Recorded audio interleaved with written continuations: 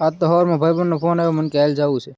જય માતાજી મિત્રો, સ્વાગત છે તમારું મારા નાના અમથા એક મિની બ્લોગમાં. ઉગી ગયો ગામમાં ચડાવી દીધું રોડે ને આશે અમારો ગામ મોટા દરવાજા. અચ્છા આવી ગયો ભાઈબંધના ટ્રેક્ટર. આ ટ્રેક્ટર લઈને આપણે રેતી નાખવા જવાનું છે વાદીપુરા. આયા છે આ ભાઈબંધનું લોડર પીડ્યું છે.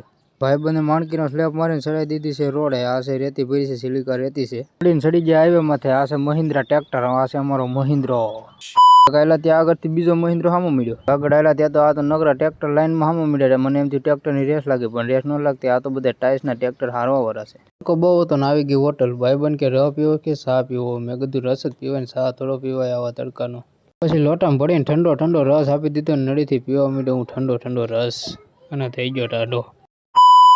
પછી માણકીનો સ્લેબ મારી નીકળી ગયા પાછા આગળ.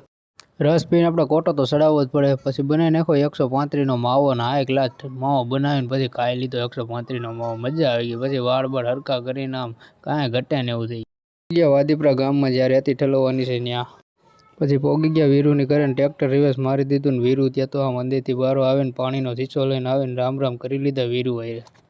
વીરુ બનાવે છે કોમેડી વિડીયો.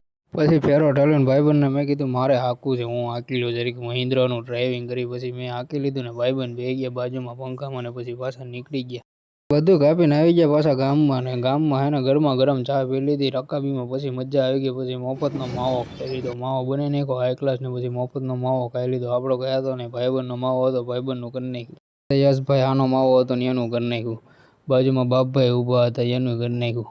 પછી ભૂગી ગયા પંપે ને આપણા પાર્કિંગમાં ટ્રેક્ટર લગાડી દીધું. વિડીયો ગમ્યો હોય તો લાઈક